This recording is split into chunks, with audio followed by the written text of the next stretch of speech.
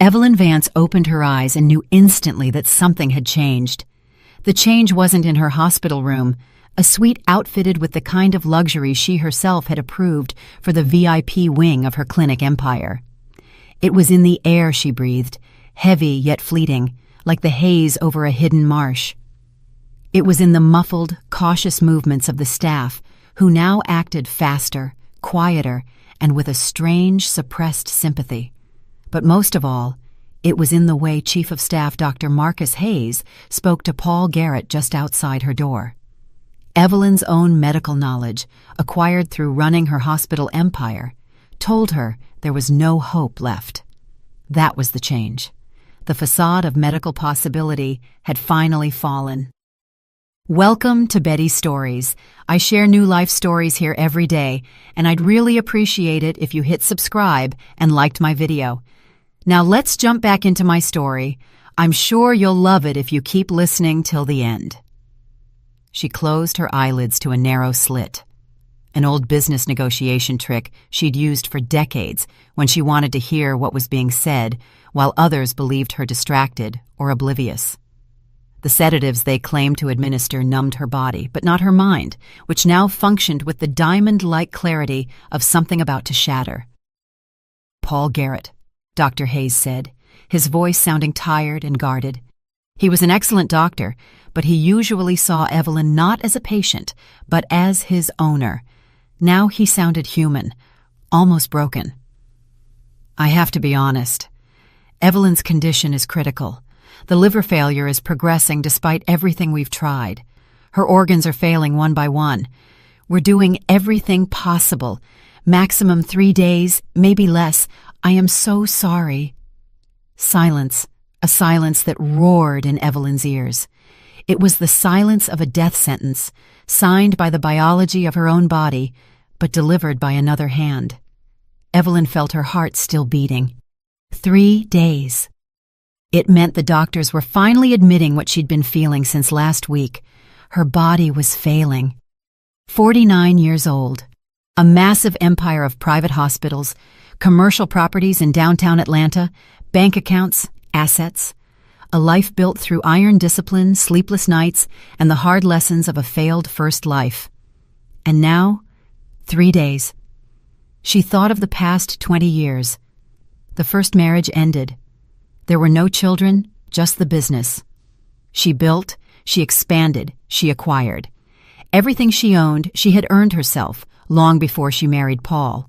Her fortune was her shield, her armor.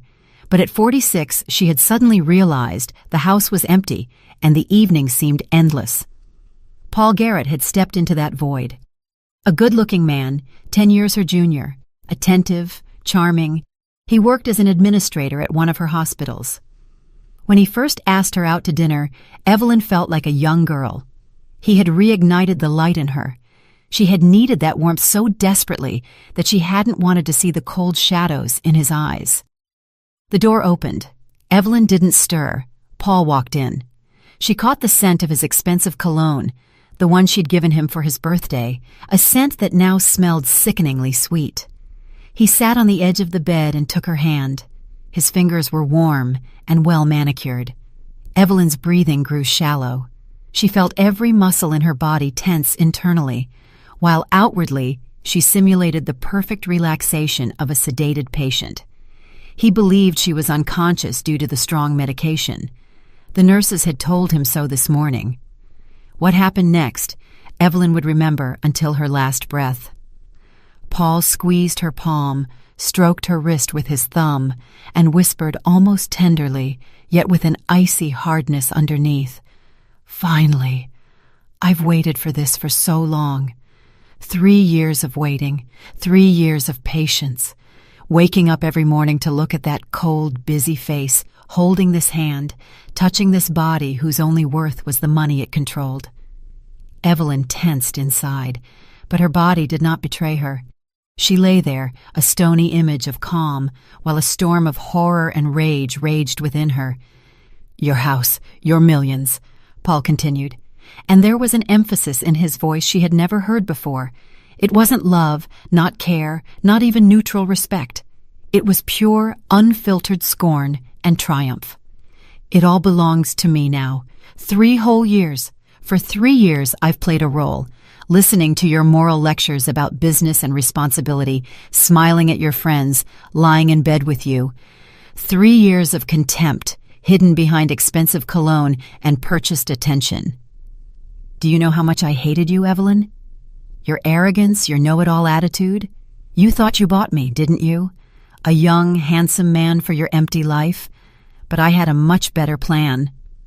Paul laughed softly, an ugly, grating sound. He leaned closer, and Evelyn smelled the slight hint of alcohol he often drank in the mornings, a sign of his internal emptiness. "And now it's finally over. The tea was a masterpiece, a minimal dose every day. So subtle, so slow. They blamed it on stress, on overwork, on your age. A perfectly executed plan, Evelyn. No one will ever find out. You will die, and I will inherit everything you worked so hard for." He stood up, released her fingers, almost impatient now that the mask had fallen, adjusted the blanket with feigned concern, and walked out. Evelyn heard him talk to someone, probably the nurse, in the hallway, telling her to take good care of his wife, that he would be back soon. His voice sounded compassionate and distraught. The perfect performance until the last second. When the door closed, Evelyn opened her eyes. The ceiling blurred not from weakness, but from rage so hot it coursed through her body, because everything that had happened in the past few months suddenly clicked into a clear picture. The gradual deterioration of her health, first slight nausea, then weakness, dizziness. The doctors blamed it on stress and overwork. She had thought so herself. How stupid she was to trust him, the man who had presented himself as a rescue from loneliness. But 3 weeks ago, when the next episode happened right in her office, they brought her to the clinic. Her blood counts showed strange abnormalities. Evelyn, who mistrusted even her own doctors, secretly sent a blood sample to an outside lab in a different city, Charlotte. The result came 5 days ago, when she was already lying here. The toxicological analysis detected traces of a substance that shouldn't have been there, a rare drug used in palliative medicine to ease the suffering of the terminally ill. In small doses, it causes drowsiness. In large doses, it leads to liver failure and subsequent organ shutdown. Evelyn hadn't wanted to believe it then. She dismissed it as a lab error and requested a repeat. The second analysis confirmed it. And now, after Paul's words, there was no doubt. She was systematically poisoned, for months. The realization was a shock that turned her rage into cold, calculated determination. She would not die before she had taken everything from him, everything he had murdered her for. Evelyn tried to sit up, but her body would not obey. Her hands trembled. She lay there, staring at the ceiling, trying to formulate a plan. 3 days. If the doctors were right, she had 3 days left to put everything in order. She knew Paul, knew he was handsome, charming, and internally empty. But she thought a comfortable life would be enough for him. How foolish she was. He wanted more. He wanted everything. And he had underestimated how sharp her mind was, even as her body failed. She needed an outsider, someone invisible, someone who had no ties to her old life. Evelyn slowly turned her head toward the door. Someone was handling a bucket in the hallway. She heard water splashing, the scrape of a mop. She called out softly, "Girl?" Her voice was rough and much weaker than she intended. The noise stopped. After a few seconds, the door opened a crack, and a cleaning woman peered in. A young, petite black woman with dark hair clipped at the back of her head. Her face was plain, friendly, without makeup. Evelyn had seen her before. She wiped the floors in the hallway, changed the linens, emptied the commode. Hard, thankless work. Evelyn saw the fatigue deep in her eyes, but also a suppressed strength. This girl had been pushed into a corner by life. "Are you feeling unwell?" The young woman stepped closer, concerned. She smelled faintly of disinfectant and damp cloth. "I'll call the nurse immediately." "No need." Evelyn forced herself to speak clearly. "What is your name?" "Chloe. Chloe Jefferson. Chloe, close the door. I need your help." The girl was confused. Her eyes widened slightly, but the sternness in Evelyn's gaze made her obey. She closed the door. She came closer and looked into Evelyn's face. Are you okay? Do you need a doctor?" "I'm fully conscious." Evelyn looked into her eyes. "And I need you to do something for me. Do not tell anyone I am lucid. Not my husband, not the doctors. But call my attorney, Jason O'Connell. His number is in my cell phone, in the nightstand. Tell him Evelyn Vance asks him to come immediately. Personal matter." Chloe shook her head, her hands beginning to fidget. The fear of losing her job was greater than her curiosity. "I can't do that. That's not my job. If they find out—" "If you do everything I say—" Evelyn paused to gather strength. The effort of speaking was enormous. "You will receive enough money to never work as a cleaner again, never mop strange floors or empty commodes again. I mean it. I know you have debt, Chloe. I know you cared for your mother until her last breath and are bearing the costs of that care. This amount will pay off all that and more." The girl looked at her in disbelief, but something sparked in her eyes. Hope. Desperation. Evelyn saw that this girl was clinging to any straw. Chloe thought of the monthly payment for her deceased mother's nursing home that she still had to pay off, of the empty pantry in her small apartment. You're serious about this?" Her voice was barely a whisper. "Absolutely. But we have little time. Call O'Connell. Now." Chloe hurried to the nightstand and took out the phone. It was the latest model, heavy and cool in her hands. Her fingers trembled as she scrolled through the contacts. She found the name and pressed call. Evelyn heard long rings. Finally, someone picked up. "Mr. O'Connell, excuse me, I'm calling from the hospital. From Evelyn Vance. She asks you to come urgently." The lawyer asked something. Chloe swallowed. "Yes, she is conscious. She says it's a very urgent, personal matter." She sounded like she was reciting a secret oath. She handed the phone to Evelyn. Evelyn took it, barely holding on. "Jason, it's me," she said. Her voice was steady now. Her rage gave her the strength.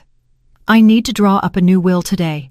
Come immediately and bring a public notary with you, and not a word to anyone. I am being murdered, Jason. This is my last chance to secure my revenge." O'Connell was silent for a second on the other end. Then he answered briefly, his voice metallic. "I'm on my way. I'll be there in about an hour. I'll bring Tiffany and everything necessary." Evelyn gave the phone back to Chloe. "Thank you. Now just wait here and be quiet. When he arrives, stay as a witness. Do you understand?" "But why me? Why do you trust me?" Chloe was overwhelmed by the sudden intimacy and weight of the situation. Evelyn smiled weakly, an expression of cold pleasure on her pale face. "Because you are an outsider. You are not part of my circle. My husband cannot buy you or intimidate you. You are uninteresting to him. You have no loyalties he can break, and I need you exactly as you are. Pure, desperate, ready." Chloe sank into the chair by the wall, horrified by what was happening. The realization that she held a wealthy woman's life in her hands was overwhelming. Evelyn closed her eyes and gathered her strength. 1 hour. She had to hold on. Inside, she repeated Paul's hateful words. Those words were her fuel. The time passed agonizingly slowly. Dusk was settling outside. The October day was ending early. The hospital light shone cold and relentless. Chloe sat silently, occasionally glancing at Evelyn. She no longer saw Evelyn as her boss, but as a dying enigma who was opening the door to a new life for her. Exactly on the hour, the door opened and Jason O'Connell stepped in. A 54-year-old fit man in a suit whose eyes betrayed the sharpness of an experienced lawyer. He had been Evelyn's rock, and his expression was now serious, almost grim. He was followed by his assistant, Tiffany Morrow, 25 years old, with a tablet in her hand and an alert expression. O'Connell's first action was to scan Chloe by the wall with a quick, assessing glance. "Evelyn Vance." O'Connell approached the bed and looked at her face. "What's going on?" "Close the door," Evelyn commanded. "Sit down and listen carefully. I have no time for pleasantries or surprises." O'Connell nodded to Tiffany, who closed the door. Chloe remained standing by the wall, her breathing shallow, as if afraid to move. O'Connell noticed the tears in her eyes and her pale skin, silently noting these details. O'Connell sat down and pulled out a voice recorder. "May I record this, for legal clarity?"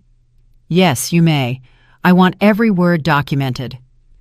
Evelyn told him briefly and clearly, but her voice was filled with cold anger about the test results, the toxic substance in her blood, and Paul's words half an hour ago. She spoke of Paul's triumphant look, of the moment she realized she wasn't sick, but being murdered. O'Connell listened without interrupting, but his face grew harder and harder. The news of the poisoning didn't completely surprise him, but Paul's open display of triumph did. "Do you have the analysis reports in your safe at home?" "Yes. The code is my mother's birthday. Get them and make copies. That is the evidence against him." "That is the basis for a criminal case," O'Connell said slowly, his voice deep. "But first, we must secure your will, or the entire estate will fall to your husband by law. Legal logic must precede human revenge." "That is exactly why I called you. I want to leave everything to this young woman." Evelyn indicated Chloe with a weak movement of her head. "Chloe Jefferson, and she will pay you generously for your services. We will include that in the will as well." O'Connell turned and scrutinized the cleaning woman. Chloe was deathly pale, but nodded in agreement. The thought of becoming a multimillionaire was too abstract, but the idea of denying Paul the inheritance began to produce a cold satisfaction in her. But why her? O'Connell's question was professional, but also personal. "Because she is here, because I trust her, and because I have no time for doubts. My entire estate is premarital property. I have no children. It is mine, and I can dispose of it as I wish. Draw up the will so that Paul cannot contest it. Secure it against every legal attack." O'Connell nodded, his thoughts racing. "We need a notary and a doctor to confirm your capacity to execute the will at the moment of signing. Without that, the will is vulnerable. Organize it today, immediately. I need an independent witness who gives Garrett no grounds for attack." "All right. Tiffany, call the on-call public notary and find an independent neurologist or psychiatrist from another hospital. They must come immediately. Ensure this doctor has no contact with Hayes." Tiffany went out and took out her phone. O'Connell turned to Chloe. His gaze was insistent. "Ma'am, do you understand what is happening?" Chloe nodded uncertainly. "Not entirely. It's terrifying. You will inherit the entire estate of Evelyn Vance. The house, the hospitals, properties, accounts. You will be a very rich woman, but you will also become a target for her husband. He will try to contest the will. Perhaps he will try to intimidate you or bribe you. Or worse. We are talking about a murderer here. Are you ready for that?" Chloe was silent. She took a deep breath, feeling the pounding in her temples. The possibility of never being hungry again was a powerful incentive. "Do I have to be?" "Yes, because we will do everything right legally, but psychologically it will be a war. He will not leave you alone. You must be steadfast, Chloe." Evelyn interjected, her voice now very weak. "Chloe, I am not asking you to be a saint. Once you have the money, do what you want with it.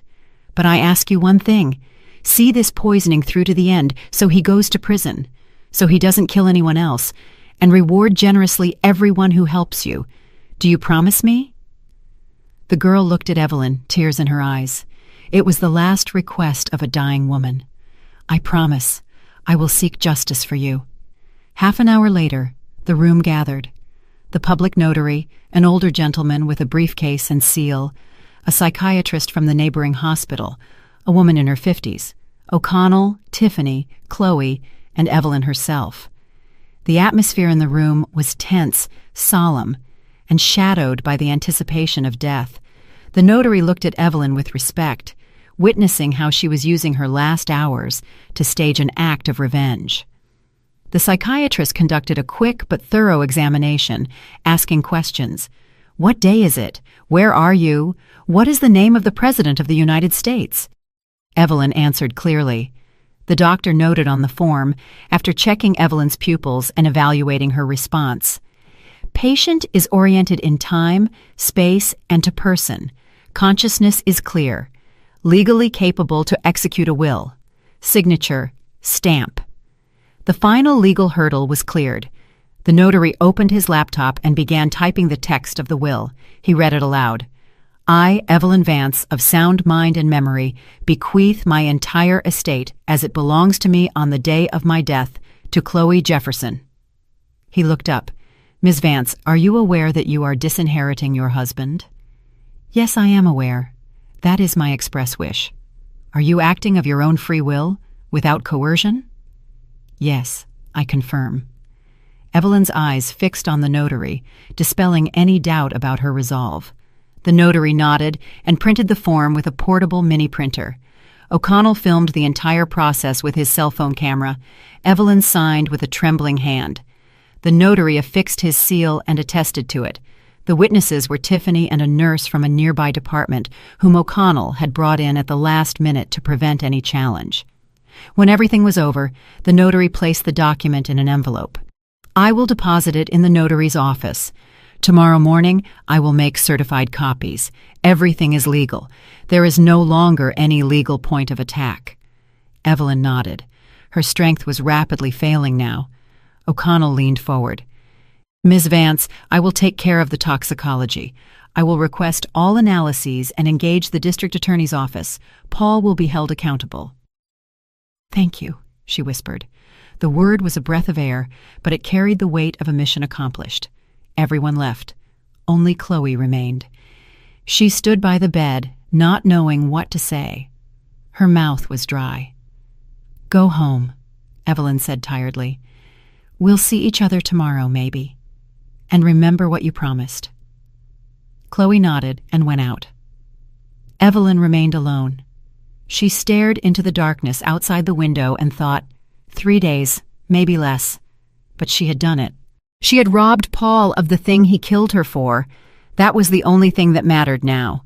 She felt no pain, only a deep, cold calm. The revenge had given her more peace of mind than all her wealth. She died during the night, quietly, without torment. The nurses found her in the morning. When Paul learned of it, he burst into a loud, demonstrative display of tears in the hallway. The clinic staff, whom he had treated with arrogance for 3 years, comforted him.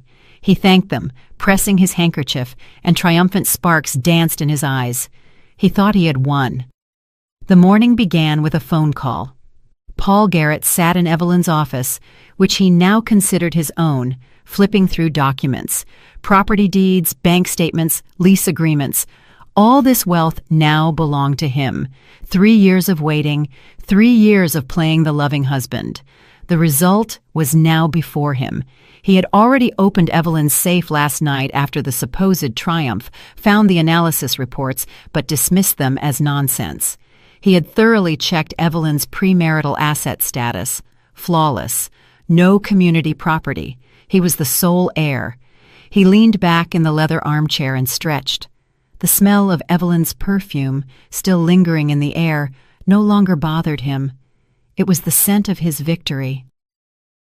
Outside was a clear October day.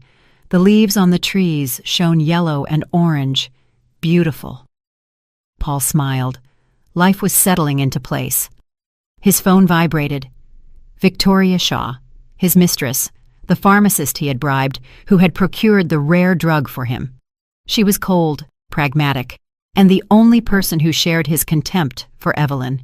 He answered, "Yes, my dear. How is it going?" His mistress's voice sounded cautious. "Great. She died last night. Quietly, without witnesses. The doctor said liver failure.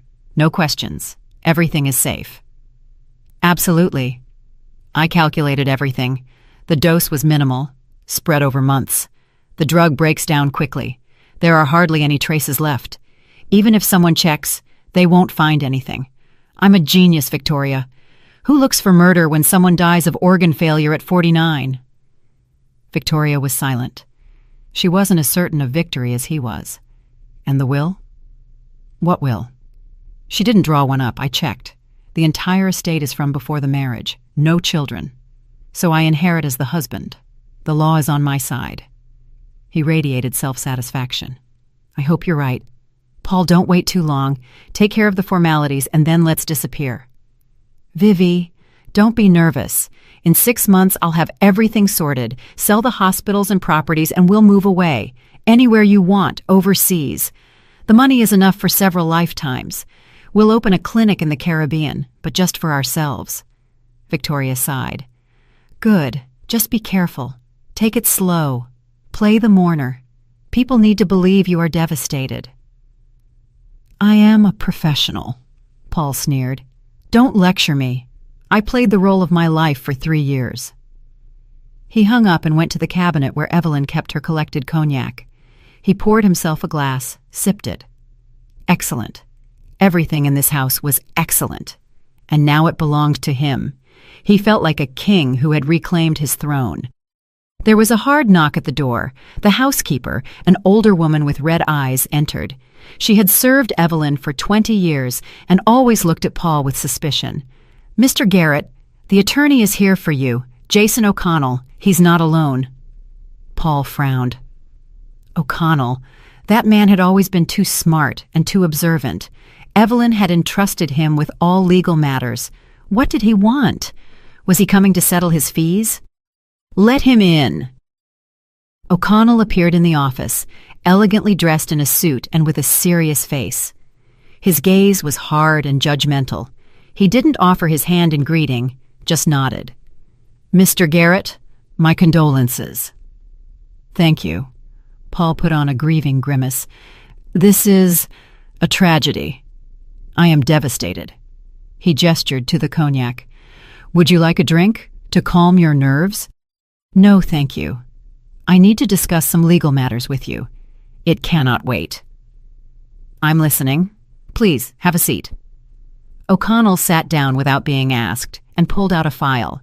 The file looked thin, but its contents already seemed ominous to Paul. Evelyn Vance left a will. Paul tensed up. Really? He had checked the safe. Had Evelyn outwitted him? A cold wave crawled up his spine. When? When did she manage that? That's impossible. She was unconscious. The entire estate that belonged to her at the time of her death has been bequeathed to another person. A pause. Paul needed a moment to grasp the meaning. The air in the room seemed to freeze. The realization hit him like a sledgehammer. He had killed for nothing. You mean, I am not the heir according to the will? His voice was suddenly thin. Ms. Vance disposed of her property differently. It was her legal right. Paul jumped up. His facade of grief crumbled in an instant. That's impossible. She was in a coma. When did she manage that? He almost screamed. Anger distorted his handsome face. O'Connell looked at him coldly. His calm was in stark contrast to Paul's panic. The will was drawn up one day before her death, in the presence of a public notary, a psychiatric doctor who confirmed her legal capacity, and 2 witnesses. Everything is absolutely lawful. We took every legal precaution you can imagine. To whom? Paul asked. He felt his back turn cold. To whom did she leave it? My cousin? A foundation? That will be announced tomorrow at 10 o'clock at the notary's office.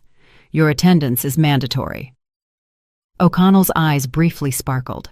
I will contest it. Paul slammed his fist onto the polished mahogany desk. The cognac glass rattled. She was not of sound mind. She was sick. This is a farce. We have a doctor's certificate confirming her full legal capacity at the moment of signing. There is a video recording and the statements of the notary.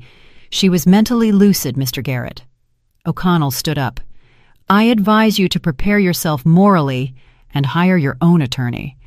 The will is a fortress. He left without saying goodbye.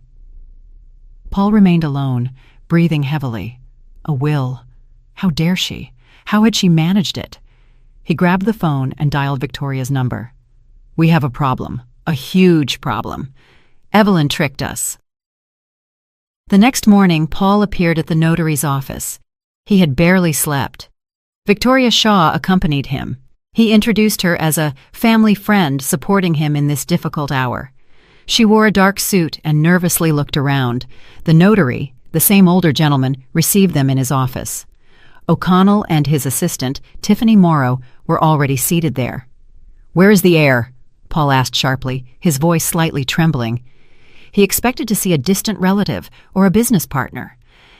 "The heiress sent a representative," the notary replied. "Her interests are represented by Attorney O'Connell, based on a notarized power of attorney." "Who is she? Where is she?" The notary opened the file and pulled out the document. He looked at Paul with a mixture of pity and contempt. "According to the will of Evelyn Vance, the sole heir to her entire estate is Chloe Jefferson residing—" "Who is that?" Paul couldn't believe his ears. "I have never heard of her." Disbelief gave way to stark horror. "The cleaning lady from the hospital where your wife passed away," the notary confirmed dryly. Victoria gripped Paul's arm and squeezed it to warn him not to completely lose his composure. He swallowed his rage and forced himself to speak calmly. "That's absurd. Evelyn didn't know this girl. How could she leave everything to her?" O'Connell answered casually, as if commenting on the weather. "The testatrix is entitled to bequeath her property to any person she wishes. The law does not require a justification of motives, but I can assure you, Ms. Vance had very clear motives." "But she was sick, not of sound mind." Paul clung to the only straw left. "On the contrary." O'Connell placed the psychiatric evaluation on the table. "Here is the report from the psychiatrist who conducted the assessment immediately before the will was signed. Conclusion: legally capable, consciousness clear, free will. A video recording of the process also exists. The notary personally recorded her will. Everything is impeccably drawn up." Paul felt the ground sinking beneath his feet. His face was ashen. "And what about me?" The notary patiently explained the obvious. "Your wife's assets were acquired before the marriage.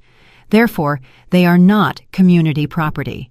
As the surviving spouse, you are only entitled to your share of the property acquired together. That is what you bought or earned during the 3 years of marriage. The house, the hospitals, the commercial properties, the accounts, all of that belonged to Ms. Vance before the marriage. By the will, these assets transfer to Ms. Jefferson." "You mean I get nothing?" Paul's voice was a whimper. "You have your salary from the 3 years, your personal savings, the car registered in your name. That is your share of the jointly acquired property. Ms. Vance ensured you are absolutely destitute." Paul was silent. His head was buzzing. 3 years. For 3 years he had poisoned her, pretended, been patient. For what? So some damn cleaning woman could get the millions. The revenge was perfect. "Where is she?" he asked quietly, dangerously quiet. "Ms. Jefferson has accepted the inheritance through her representative," the notary replied. "Her whereabouts do not need to be disclosed to you." "I want to talk to her. I will make her an offer she cannot refuse." "That is impossible," O'Connell interjected.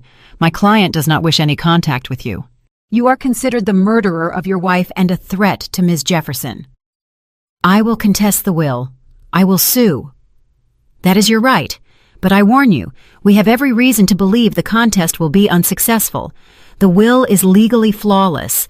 The testatrix's intent is clearly expressed. The medical documents confirm legal capacity. There is no basis to invalidate the will.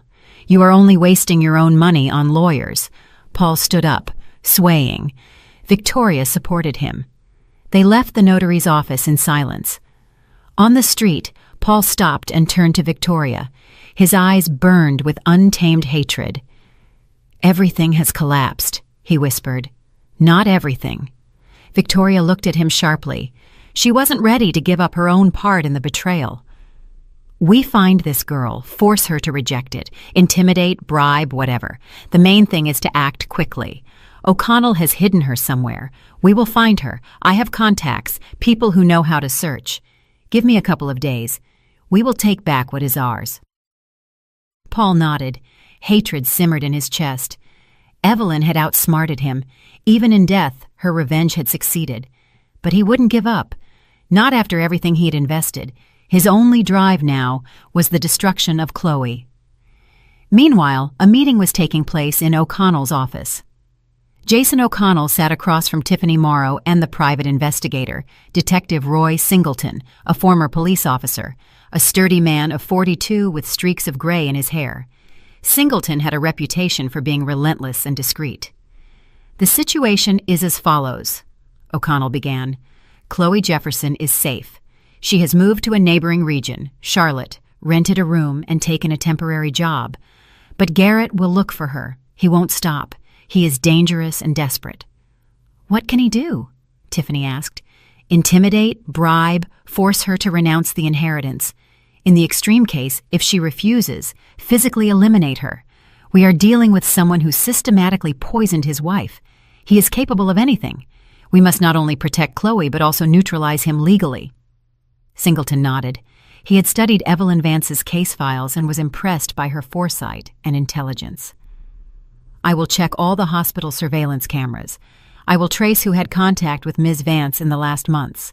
I will check the pharmacies for what Garrett purchased, what medications. If he poisoned her, traces remain. There are always traces." "Good. Another point. We need the criminal prosecution. Without it, Garrett remains free and will continue to hunt Chloe. I have already prepared the complaint for the district attorney. I am enclosing the toxicological reports that Evelyn Vance commissioned. They clearly show the substance in the blood that she was not medically prescribed." Tiffany inquired, "And what if the report doesn't confirm the poisoning?" "It will confirm it. Evelyn was meticulous. She sent samples to 2 independent labs. The results are identical. Furthermore, she documented the deterioration of her condition by date, keeping a diary of symptoms. All of these are circumstantial but weighty evidence. She documented her own murder case." "Who are we giving the case to?" "District Attorney David Chen. He is a professional. He doesn't take bribes. If anyone will bring it to trial, it's him. He loves cases based on calculation." Singleton stood up. "I'll start working. I'll deliver the first results tomorrow. I'll focus on the pharmacies and the camera footage first." He left. O'Connell turned to Tiffany. "Contact Chloe. Tell her everything is going according to plan. She should stay calm, not show herself. If anything happens, she should call me immediately. I want her to feel safe but not become negligent." "Understood. And one more thing. Request all documents from Ms. Vance. Contracts, deeds, statements. I want to be sure that every asset is legally protected. Garrett will try to find loopholes. We close them in advance. Evelyn's will must be untouchable." Tiffany nodded and went out. O'Connell remained alone. He opened the safe, took out a copy of the will, and read it again. Everything was right. Every word, every comma. Evelyn Vance was a smart woman. Even in death, she had thought of every detail. He remembered their last conversation in the hospital room, how calmly she looked at him, without fear. "Jason, I know I'm dying, but I want him to get nothing. Not a single cent. He must understand that he killed me for nothing. His triumph must become his greatest defeat."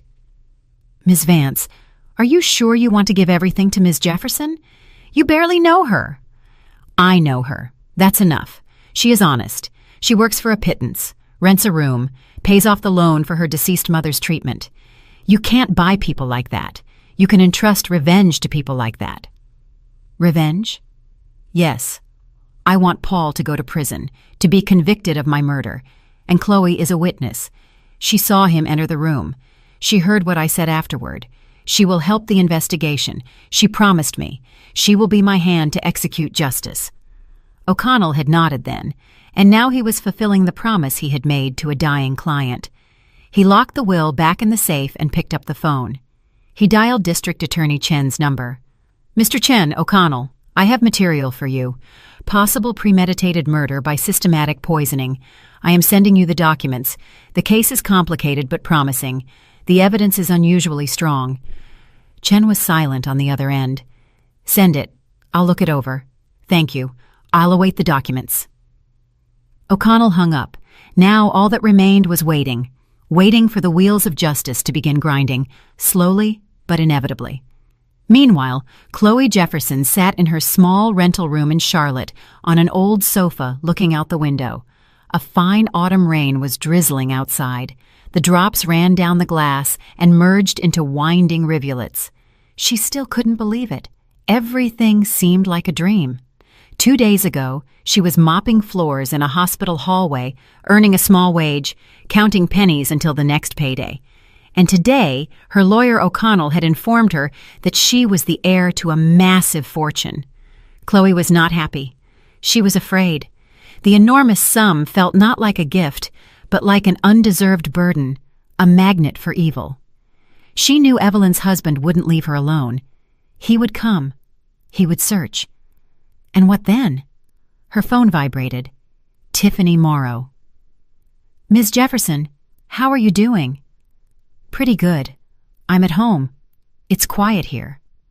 Excellent. Don't go out unnecessarily. Garrett has already begun searching. We are monitoring his activities. He doesn't know where you are yet, but be careful. Stay in the shadows. All right, I understand. One more thing. Soon the district attorney will want to call you for a statement about what you saw in the hospital, what Ms. Vance said. Be ready. Your testimony is crucial. I'm ready. I promised her. I'm not afraid of testifying, just of him. Very good. Hang in there. Chloe hung up. She remembered Evelyn Vance's face, pale, drawn, but with a clear, firm gaze. She remembered her last words. See this poisoning through to the end, so he goes to prison. She would see it through, whatever happened, because Evelyn had given her a chance, the chance for a different life, and Chloe wouldn't disappoint her. The revenge wasn't hers, but the justice she owed Evelyn was her new purpose in life. Dusk was breaking outside. Somewhere in another city, Paul Garrett was gathering information, making plans, preparing to strike. And here, in the quiet room, the girl who was nobody yesterday was preparing for her defense. The game had begun, and the stakes were too high to lose. District Attorney David Chen sat in his office at the Homicide Division headquarters, studying the documents submitted by Attorney O'Connell. The folder was thick. Medical reports, toxicological analyses from 2 independent labs, excerpts from the medical history, the personal diary of the deceased Evelyn Vance, in which she recorded the symptoms by date. Chen was an experienced investigator with a reputation for being meticulous and incorruptible. He didn't like sensational cases, but when he took one on, he saw it through. Now he was reading the toxicology report for the 3rd time. Everything added up. Traces of a drug used in palliative medicine to alleviate the suffering of the terminally ill were found in Ms. Vance's blood. In high doses, it is fatal. The substance was rare, strictly prescription only. Ms. Vance did not have an oncological illness. Where did it come from? Chen picked up the phone and called O'Connell. Mr. O'Connell, I received the documents. One question. Were there any reasons for Ms. Vance to take this medication? None. Her treating physician confirmed he had not prescribed anything of the sort. Furthermore, Evelyn Vance herself became suspicious and secretly submitted samples to an external lab. The results will shock you, but they are credible. I see. Who had access to her food and medication? Primarily the husband, Paul Garrett. They lived together. He prepared her tea, brought her pills. The housekeeper came 3 times a week, but has been under observation for 20 years. Absolutely trustworthy. The other contacts were episodic. The husband's motive is the inheritance. Ms. Vance owned a chain of hospitals, commercial properties, and large accounts, all acquired before the marriage. She had no children. Had she died without a will, Garrett would have inherited everything as the sole legal heir. But she left a will. Yes. One day before her death, in favor of an external person, the cleaning lady Chloe Jefferson. Garrett was left destitute. That was Evelyn's final move. Interesting. So he had motive, means, and opportunity. The classic triad. This is a clear case, albeit a cynical one. Exactly. Furthermore, there is a witness. Chloe Jefferson heard Ms. Vance tell me about her suspicion. She is ready to testify. She is now in a safe location. Garrett is actively looking for her, trying to intimidate her, to force her to renounce the inheritance. I fear for her life. Chen frowned. Good. I am opening an investigation into suspicion of homicide under the first-degree murder statute. I will order the exhumation and a new forensic medical examination. If the poisoning is confirmed, Garrett will face a high sentence. Thank you, Mr. Chen. I knew you were the right person for this case. You're welcome. I'm just doing my job. Chen hung up and began drafting the order to open the investigation. Tedious work lay ahead, but he liked such cases. When everything fits together into a clear picture, when the perpetrator believes they have escaped retribution and then realizes the net is closing in. 2 days later, the district attorney received court approval for the exhumation of Evelyn Vance's body. The procedure took place privately. Samples were sent for examination to a leading forensic center in Quantico, Virginia. While the experts worked, Chen began collecting circumstantial evidence. He instructed his assistants to analyze the surveillance camera footage from pharmacies in the area where Ms. Vance lived. The task was simple, to find out if Garrett had purchased the drug in question. The result came after 1 week. In a recording from one of the private pharmacies, Paul Garrett was clearly visible. He approached the counter, spoke with the pharmacist, gave money, and received a package. The date was 2 months before Ms. Vance's death. Chen called the pharmacist in for questioning. A nervous, frightened woman in her 50s. Do you remember this man? The district attorney showed a photo of Garrett. Yes, I remember. He came several times. He bought the palliative therapy medication. He said his mother had cancer. The doctors had allowed him to administer it at home so she wouldn't suffer. The pharmacist lowered her gaze. The lie was clearly painful for her. Did you have a prescription? The pharmacist turned pale. No, he said he lost the prescription. He offered to pay more. I agreed. I needed the money. It was a mistake, I know. How often did he buy it? 4 or 5 times. I don't know exactly. Chen nodded. Do you realize that you violated the law? The sale of prescription drugs without a prescription. And if this drug was used to kill someone, you are an accessory. The woman wept. I didn't know. I swear I didn't know. Write a statement. Admit it voluntarily. That will mitigate your guilt. But you will have to testify in court. She nodded, wiping away her tears. Chen dictated the protocol to her. She signed. Another thread leading to Garrett was documented. Simultaneously, private investigator Roy Singleton conducted his own investigation. He requested all surveillance camera footage from the hospital where Ms. Vance was admitted. He examined who went into her room, when, and for how long. Paul Garrett was regularly seen bringing fruit and flowers, sitting by the bed. On the cameras, he looked like a model husband, but one day, Singleton noticed a detail. Garrett entered the room with a thermos. He stayed for 10 minutes. He left without the thermos. An hour later, the nurse came to collect the dishes. The thermos was empty. Singleton requested the medical records. On that day, Ms. Vance's condition had deteriorated rapidly. Nausea, weakness, confusion. The doctors blamed it on the progression of the illness. The detective found the nurse and conducted an unofficial interview with her. Do you remember the day? Garrett brought his wife tea in a thermos. Yes, I remember. Ms. Vance drank a little and then said the tea tasted bitter. I thought the infusion was too strong. And what did Garrett say? Nothing. He smiled and said she had always been picky. He seemed unperturbed. Singleton noted the statement.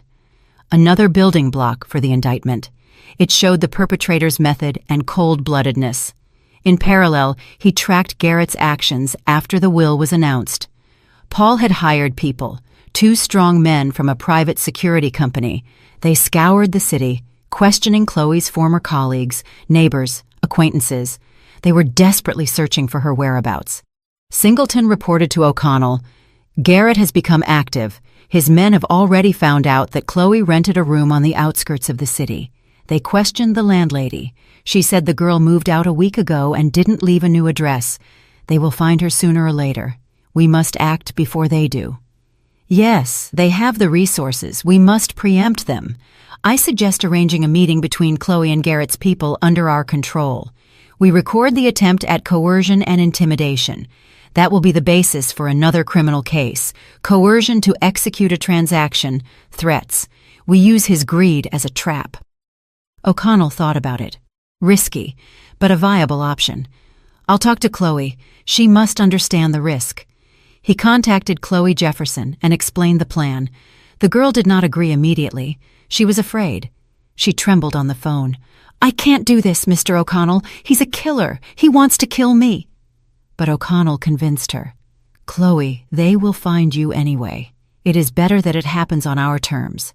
And he will be convinced that you agree to hand over the estate to him. We will be nearby.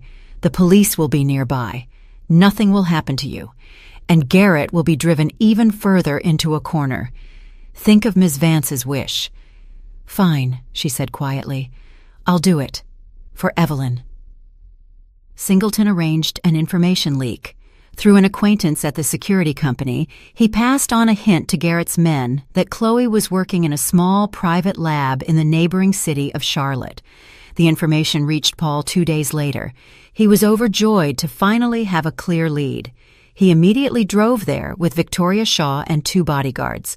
The plan was simple. Find the girl, intimidate her, force her to sign the renunciation of inheritance. If she refused, exert stronger pressure. Paul was determined to force his financial rebirth, even if it meant Chloe's death. They tracked Chloe in the evening as she left the lab and surrounded her on an empty street. The air was cold and damp. It got dark early. Paul stepped forward and smiled, but it was a smile like a blade. Chloe Jefferson, finally. We need to talk. Listen carefully. The girl backed away. Paul continued without raising his voice, which made him all the more menacing. You got something that rightfully belongs to me. Evelyn was my wife. I took care of her for 3 years. And you are just a random girl who was in the right place at the right time. Do you think that's fair? Chloe remained silent. She held Evelyn's wish firmly in her heart. Paul pulled papers from his pocket. Here is the renunciation of inheritance. You sign, and I will give you $300,000. That's enough to pay off your debts and start a new life. You refuse? He nodded to the bodyguards. You will regret it, immediately. I won't sign, Chloe gasped. Her knees were shaking, but her voice was clear. Paul frowned. Victoria stepped closer and spoke sweetly, but with a cold look. Sweetie, you don't understand who you're messing with. Paul is not one to give up. If you don't sign voluntarily, he will force you, painfully. Think of yourself, your health. The money is not worth it. I said no. I made a promise to the dead, and I'm keeping it. One of the bodyguards moved forward, but at that moment, Singleton came around the corner.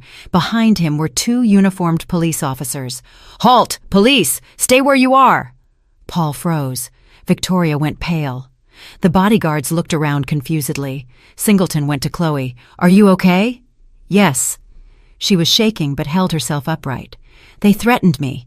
They wanted me to sign the renunciation of inheritance. The police officer noted the statement. Paul tried to justify himself. We were just talking. There were no threats. This is a misunderstanding. We recorded everything. Singleton pulled Chloe's voice recorder from her pocket. Every word, including the sentence that she will regret it if she refuses. Your attempt at coercion is hereby documented. Paul realized he was trapped. The police officers drew up a report and arrested him and Victoria for questioning. The bodyguards were released with an order to appear. At the police station, Paul was detained until the morning and then released on bail. But the case was opened. Chen received the documents and initiated proceedings for coercion to execute a transaction and threat of violence. Now 2 cases were running against Garrett, the murder of Evelyn Vance and the threat against the heiress. The situation became critical. Paul's desperate greed had betrayed him. Paul returned to the house that no longer belonged to him. Victoria sat on the sofa, holding her head and wailing, "Everything is falling apart, Paul. They are closing in on us. That was a trap, and we walked right into it." "Shut up!" he snarled. "I'm thinking. There must be a way." "What is there to think about? We have to flee while we still can." "Flee where? I have no money. Evelyn left everything to that damn girl. All I have left is my meager salary from 3 years, which is long spent. Without money, I am nobody." "Then what should we do?" Paul was silent. He knew time was running out. The district attorney was digging. The detective was gathering evidence. Witnesses were testifying. Soon he would be arrested, and then it would be all over. He needed a plan. Desperate, risky, but a plan. He had to force Chloe Jefferson to renounce the inheritance. He grabbed the phone and dialed the number of one of his bodyguards. "Listen closely. I need all the information about Chloe Jefferson. Everything you find. Where she lives, where she works, who is guarding her. I'll pay double. We're doing this personally now." The bodyguard agreed. Paul hung up. The adrenaline surged. He knew it was madness. The district attorney was already on his heels. Tomorrow, the interrogation. He could be arrested, but if he did nothing, he would lose definitively. And if Chloe Jefferson renounced the inheritance, the case would collapse. No inheritance, no motive. Without a motive, the charge is weaker. He had to force her to break her will. He packed his things, money, documents, a backup phone. He left a note for the housekeeper, saying he had gone to a friend's house for a few days. His nerves couldn't take it. He got into the car and drove to meet the bodyguard. Meanwhile, in Charlotte, Chloe Jefferson finished her workday. The lab closed at 6 in the evening. She changed clothes and went out onto the street. November had arrived. Cold wind, dampness. It got dark early. Chloe walked down the deserted street toward the bus stop. She felt a growing fear within her, a premonition of evil. Her phone vibrated. Tiffany Morrow. "Chloe, where are you?" "On my way home. Work is over." "Singleton couldn't pick you up today. He has another case. Be careful. Call immediately if anything happens. Don't stand around in the dark." "All right." Chloe put the phone away. She looked around. The street was empty, the lanterns burning dimly. She felt uneasy. She quickened her steps. Behind her, she heard the sound of an engine. A car. Chloe turned around. A black SUV was driving slowly, almost level with her. The window lowered. An unknown man was at the wheel. In the back seat, Paul Garrett. His face was a cold mask of rage and desperation. "Chloe Jefferson, get in. We need to talk. This time there are no lawyers." "No." She backed away. The SUV stopped. The doors flew open. 2 powerful men in dark clothes jumped out. One grabbed Chloe by the arm. The other covered her mouth. She tried to break free, but her strength was insufficient. She was shoved into the car and squeezed between the bodyguards. The SUV drove off. Paul turned to her. "Too bad you're so uncooperative, Chloe. We could have agreed peacefully, but now it has to be different. This is your last mistake." She remained silent, almost suffocating with fear. The scent of Paul Garrett's expensive cologne was now mixed with the stench of fear. The car drove out of the city, turned onto a dirt road, and stopped at an abandoned hangar. The place was the definition of desolation. Paul got out and nodded to the bodyguards. "Get her out, quick and quiet." Chloe was dragged out of the car and brought to the hangar. Inside, it was cold and dark. It smelled of dampness and rust. The silence of the night was broken only by the wind whistling through the broken window panes. Paul turned on his phone's flashlight and illuminated her face. "Listen carefully. You have 2 options. The first, you sign the renunciation of inheritance right here, right now. I'll take you back, give you $300,000, and we part as friends. The second option..." He paused dramatically. "You will never be found." Chloe trembled. She tried to control her panic. "I am being looked for. If I disappear, you will be immediately suspected. Mr. O'Connell knows." "Let them suspect. Where there is no body, there is no crime." "And the body?" Paul grinned. "The nearby swampland is deep. Even a tank would sink there. No witness, no problems." She was silent. Paul pulled the papers from his pocket. "Here is the renunciation. Will you sign?" "No." Paul nodded to one of the bodyguards. He hit Chloe hard in the face. She fell down, hitting her knee on the concrete floor. Paul crouched beside her. His eyes were cold and empty. "Do you think I'm joking?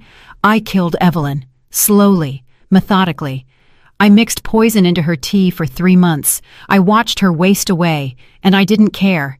Do you think I will treat you differently?" Chloe lifted her head and looked him in the eyes.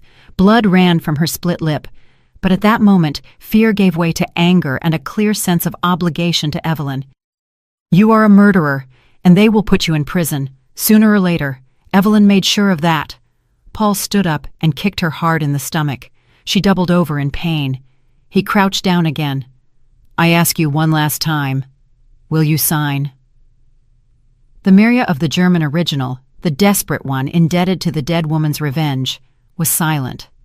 Paul straightened up and nodded to the bodyguards. "Get the car ready. We'll take her to the swamp. We'll take care of it there. It's her own fault." At that moment, sirens blared outside. Loud, piercing, they broke the silence of the hangar. Paul froze.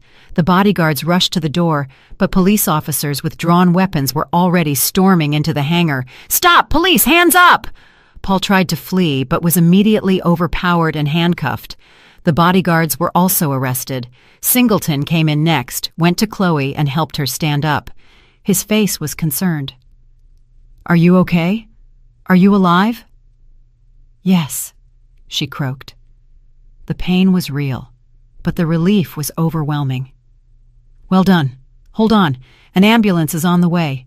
You made him reveal himself." Paul was led out of the hangar and put into the police car. He looked at Chloe with pure hatred. She stood there, leaning on Singleton, and felt for the first time in a long time. Everything will be all right. Justice had triumphed. Singleton explained to her later in the hospital, after the doctors had tended to her wounds. "We were monitoring Garrett's phone. When he left the city, we knew he was planning something.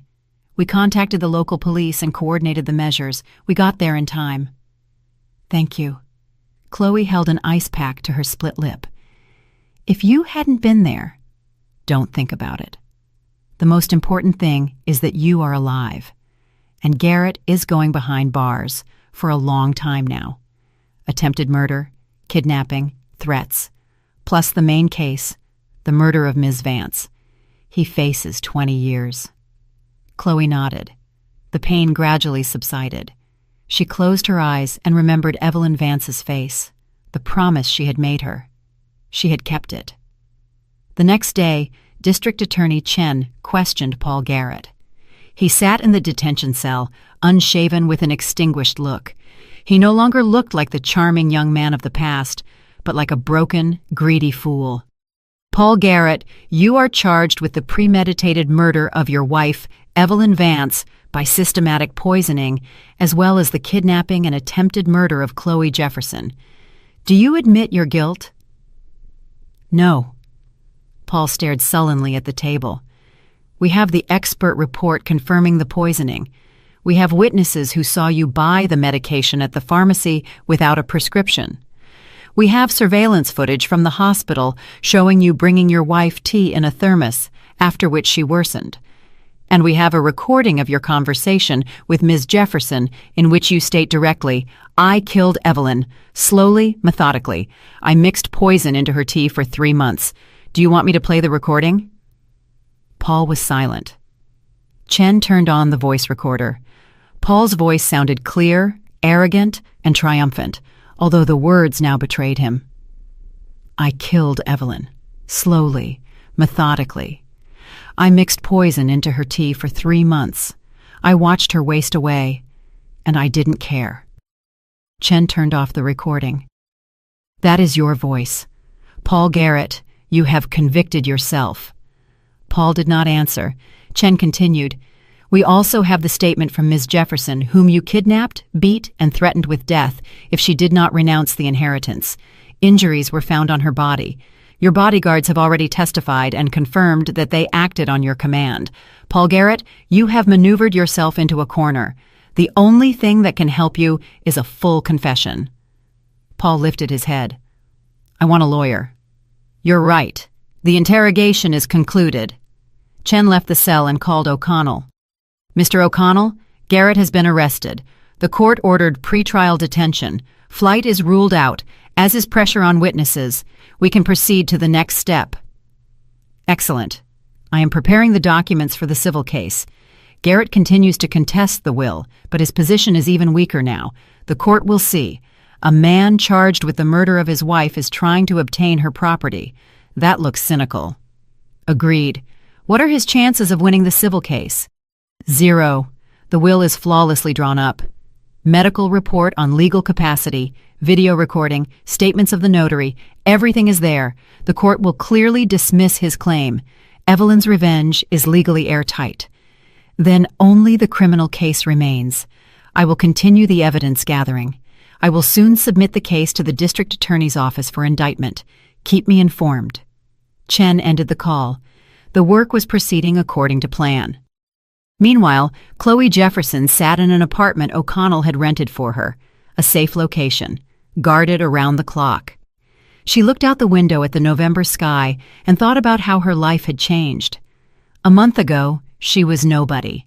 She mopped floors, earned a meager wage, lived in a rental room, and now she was the heir to a massive fortune, a key witness in a criminal case, a woman who was supposed to be murdered. She was not happy about the money. Not yet, because she knew this price was the price of Evelyn Vance's life. And that price obligated her. The millions felt cold and heavy, like an oversized inheritance she could not yet carry. Her phone rang. O'Connell. Ms. Jefferson, how are you? Good. The bruises are healing. I don't feel pain anymore, just the memory. Good. I have news. Garrett is in custody. The investigation is collecting the final evidence. The case will soon go to trial. In parallel, the civil case regarding the will is ongoing. There will be a decision in 1 month. And what should I do? Wait. Testify when asked, and prepare yourself to be the rightful owner of Ms. Vance's entire estate after the verdict. You must learn to carry this responsibility. Chloe was silent. Mr. O'Connell, what if I don't want it? What if I don't want all this? The money, the houses, the hospitals. I am afraid. I don't know how to handle it. It exceeds my imagination. O'Connell sighed. He understood her internal struggle. Chloe, Evelyn didn't choose you by chance. She saw something in you that others didn't. Honesty, perhaps, or simply goodness. She wanted you to have a chance. Don't reject it. Take the money, build your life. But remember, you promised her to see this through to the end, and you will keep your promise. This fortune is your tool for a better life, not your shackles. I remember. I will do it. That's good. Hang in there. It will be over soon. Chloe hung up and looked at the photo of Evelyn Vance that O'Connell had given her. A middle-aged woman with a smart face and a firm gaze. She had lived a hard life, built a business, lost love, and was then betrayed and murdered. Chloe said softly into the void, I will see this through. I promise. I will complete your victory over Paul. In prison, Paul Garrett lay on his cot, staring at the ceiling. Life had collapsed. Everything he had built in 3 years fell apart in 1 month. Evelyn had defeated him, even after her death. He remembered her last days, how she lay in the hospital room, pale, weak, how he whispered to her, assuming she was unconscious, how he rejoiced. But she had heard everything, understood everything, and launched a counterattack from which he would never recover. Paul closed his eyes. The cell was cold and stuffy at the same time. Water dripped somewhere. His cellmate was snoring. Life went on, but for him it had stopped. He remembered Victoria. She had left when she sensed the danger. Smart woman, she was always smarter than him. She had used him just as he had used Evelyn. The realization that he had only been a tool in the hands of both women was humiliating. Paul turned to the wall. Tomorrow, another interrogation, then the court, then the sentence. 20 years, maybe more. He would never experience freedom again. 20 years at his age, that was a death sentence. He smiled bitterly. Evelyn knew what she was doing. She had spared his life but taken everything he had lived for. That was worse than death. She had taken his soul by denying him his greed. Footsteps were heard outside. The guards were bringing someone new in. The door of the next cell slammed shut. Paul didn't move. He didn't care. Evelyn had won, and that victory was absolute. 6 months passed. Spring came unexpectedly quickly. The city was filled with the scent of fresh greenery. Chloe Jefferson stood by the window of her new apartment, looking down at the wide street. The apartment was spacious, bright, with high ceilings. Her apartment, bought with Evelyn's money. Much had changed in these months. The investigation was concluded. The case of Paul Garrett was handed over to the court. In parallel, the civil case regarding the will was finished. The court had declared Evelyn Vance's will lawful and justified and dismissed Garrett's challenge. Chloe was officially the heir to the entire fortune. The house, the 3 private hospitals, the 2 shopping centers, the office spaces, and the bank accounts. The sum was enormous, about $40 million. Chloe hired executives for the hospitals and commissioned realtors to sell some of the properties. She didn't want to keep everything. It was too much. She sold the shopping centers and one of the office buildings. She kept the house and one of the hospitals that was functioning well and bringing in stable revenue. She invested the money from the sale in secure assets. She donated a part to a foundation for cancer patient support. She used another part to pay off all her debts, those of her mother and distant relatives. She paid O'Connell and his team a generous fee, more than they had asked for. Singleton, too. She gave District Attorney Chen an expensive watch. He couldn't accept money, but he accepted the gift. "Thank you," Chen said, shaking her hand. "Not everyone stands up to such pressure. You are a remarkable woman. You carried out the task of justice with flying colors." "I only kept my promise. That was my duty." "That is worth a lot," Chloe smiled. Chen left, and she remained alone in O'Connell's office. Jason O'Connell poured her a cup of tea and sat across from her. "What now, Miss Jefferson?" "I don't know. I want to live in peace without fear, without persecution. I want to go to college, to train as a psychologist. Now I have the opportunity. I want to understand what drives people, both greed and goodness." "That is right. Evelyn would have wanted you to be happy, to rebuild your life." "I will try. I owe her that." O'Connell nodded. "If you need anything, reach out to me. I will always help." "Thank you." She finished the tea, said goodbye, and walked out onto the street. The day was warm and sunny. The city lived its normal life. People rushed to work, children played in the yards, salespeople served customers in the stores. Chloe was now part of this normal world, no longer the invisible cleaning woman. Chloe got into a taxi and gave the address. Evelyn Vance's house, now her house, stood in a quiet neighborhood, surrounded by a garden. She went inside, walked through the rooms. Everything was clean and tidy. The housekeeper had retired, but came once a week to air out and clean. Chloe went upstairs to Evelyn's bedroom. The room was spacious and bright. A photo stood on the nightstand. Evelyn in her younger years, beautiful, self-assured. Chloe took the house keys from her pocket and placed them next to the photo on the nightstand. She said softly, "Ms. Vance, I did everything you asked of me. Paul is convicted. He got 22 years. He won't poison anyone anymore, won't deceive anyone anymore. Thank you for your trust, for the chance. I will try to be worthy of what you left me. This inheritance is my second chance." She stood there silently, then left the room, went downstairs to the living room, sat in the armchair by the fireplace, and closed her eyes. It was over. Paul was behind bars. Victoria, too. The inheritance was settled, the debts paid. Life was beginning anew. Chloe remembered the day in the hospital room when Evelyn had called her. She remembered her words. "If you do everything I say, you will never work as a cleaner again." At the time, it seemed like the delusion of a sick person. Now, it was reality. She opened her eyes and looked at the fireplace. Life had given her a chance. Evelyn had given her a chance, and she would not waste it. She would use this money to do good and fulfill herself. She kept the house, but rarely lived there. Most of the time, she was in the apartment downtown. The hospital was turning a profit. The executives worked honestly. Chloe monitored the finances, but did not interfere with the operational management. She knew she still had a lot to learn. Chloe often thought of Paul. Had she forgiven him? No, but she also felt no hatred, only indifference. Paul was the past, along with the life where she mopped floors and lived on the poverty line. In the autumn, Chloe enrolled in college for psychology.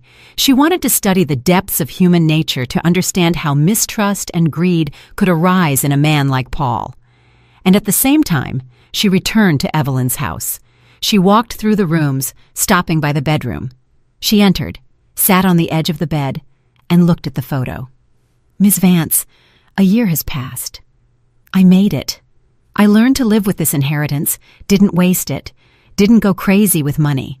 Paul is incarcerated, serving his sentence. Victoria, too. Everything as you wanted. Thank you for your trust, for the chance.